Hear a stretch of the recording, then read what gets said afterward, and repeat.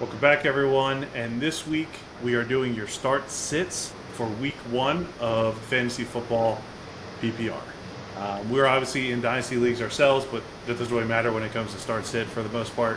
So what we're going to do is we're going to give you 2 of each in the running backs and wide receivers, 2 starts, 2 sits, and then we're going to give you 1 of each in the tight ends and the quarterbacks. So we're going to keep this nice, quick, and simple. And we're going to start this out by handing this over to Sam, where he's going to give you the running backs. Yeah, the first start for running back that we have, and we'd assume if you drafted him, you were probably pretty close to starting him anyway. That's going to be James Cook. In ESPN rankings, they have him ranked around 17 right now, but they're playing the Cardinals this week, which was just one of the worst defenses in the league last year, and they might have adjusted a little bit like later in the draft with some of their picks that they made, but overall, they went Marvin Harrison Jr. with the first pick. They have Murray back. I don't expect them to be that much better on the defensive side of the ball, though. So I think Cook's an easy pick, especially while Buffalo's figuring out what weapons they could really kind of lean on here. For my second pick, for the next start that we have Devin Singletary. The Giants running back position, first running back since Saquon's gone. It's going to be interesting to see how they lean on the RB position in New York this year.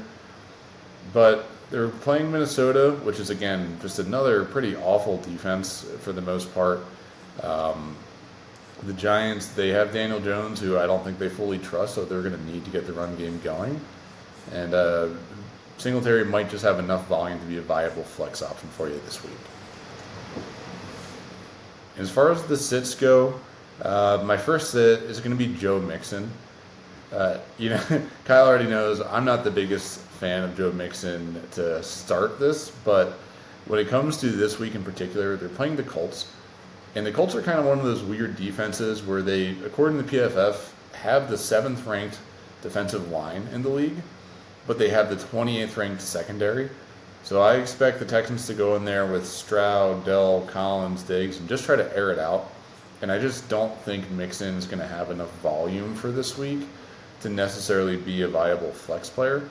Obviously, if they get down to like the 1-yard line and they need to punch it in, that's going to be Mixon's role. So it's kind of just a bet against volume for him this week.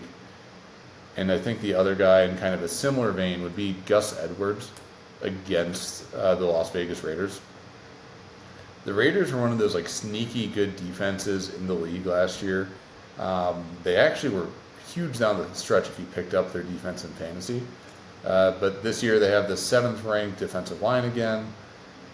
The running back room in Los Angeles isn't super clear. Will it be Gus Edwards? Will it be J.K. Dobbins? Will Kamani Vidal have a role there? So I'd rather just kind of avoid that backfield, especially against a good defense, and wait a week or so on that one. All right, jumping into the wide receivers. I want you guys to understand one of the things we're trying to do here is find you picks that are necessarily not inside the top 24 for these 2 positions that you possibly could see performance that brings them in to the top 24 or at least a viable flex spot for the week. So who we're going to start out with wide receiver is George Pickens of the Steelers. The Falcons' pass defense was ranked 22nd last year. It's not very good. I expect Pickens to come in here and have a pretty solid game. Right now, he's considered wide receiver 33. So you might want to look at starting him either as a wide receiver 2 or in your flex spot. And the second start that we're looking at is Khalil Shakir out of Buffalo. He's coming into the Cardinals, whose defense is just awful in every way you could possibly imagine. He's currently coming in at wide receiver 48. He is a sleeper pick of ours. We think he's going to have a nice breakout year, especially with Buffalo not really having a solidified wide receiver 1 on their roster. This is the opportunity for Shakir to get his due. I suspect he would be a solid flex start if you are in a league that carries 1 or 2 of them, and he'll get some really good upside this week. As far as sits, our first sit is probably someone that you guys are mostly looking to start, but we're going to be sitting Deebo Samuel. I know he's usually taken in the first 3-4 rounds for most of you, but the Jets secondary is the best in the league. They're full of studs, and they're someone to keep an eye out for. With that said, we think Samuel could be a safer bet on the bench Obviously, it's your call, but I'm avoiding him this week.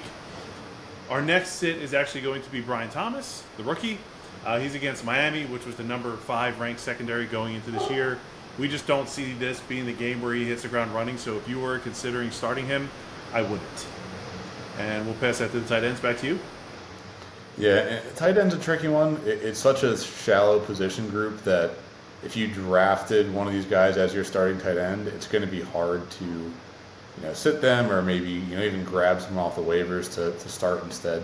That said, our start for the tight end position is Cade Otton. This is really, if you're in a bind, if you missed out on one of those like top, 8 to 10 guys in your draft, and you need someone based off matchups. Tampa Bay is playing the Commanders week 1, and we expect them to continue to be one of the worst defenses in the league. They didn't really improve a ton there. It's a new coaching staff. Although Dan Quinn is known for being more of a defensive coach, I think it's going to take a while for them to improve to a point where I don't view them as a good matchup for an offensive player. So, Otton, he has TD upside. He could get a couple of catches and some yards there. If you're in a bind, I like him. As for a sit, this is a player I really love for the rest of the year. It's just a bad week 1 matchup. And that's Jake Ferguson.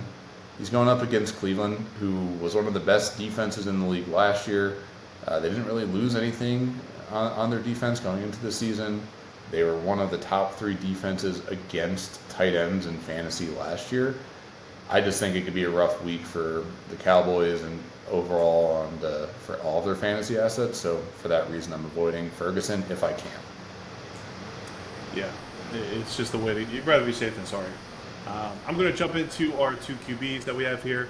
For kicking it off, we're going to go with who is actually considered QB 15, and that's Baker Mayfield. We think he's a solid start this week. He is coming off a really good year last year, and he's coming in to face Washington his first week, whose secondary is ranked 30th. I think he's going to have a field day. I expect his counterparts, Evans and Godwin and White, to actually have some pretty good games all around. I would definitely be starting him on my team if he was sitting on my team. And I know a lot of people expect for this sit are probably going to be looking to start Brock Purdy this week. I would be avoiding him if I can. If he's my QB1, I'd be starting my QB2. Just like we are benching Debo, we are benching Brock because he's against the Jets. I suspect the Jets defense to come in and torch them. He also has some negatives going against him on the same side with Ayuk barely practicing during the entire training camp because he was holding out for a new contract, which was just signed this past week. So for that reason, I think in week 1, you avoid Brock Purdy and just start someone who's a safer bet, like Baker Mayfield if he's the QB2 that's sitting on your bench in your scenario. With that said, that's our video on the quick start sits.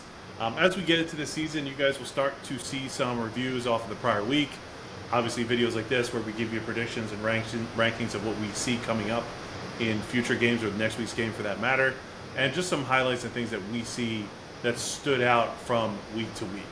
Obviously, if we were, covering college football, we'd be covering that crazy interception that everyone's watching on the internet right now. So just little things like that are things that you can look forward coming from us as the weeks go by.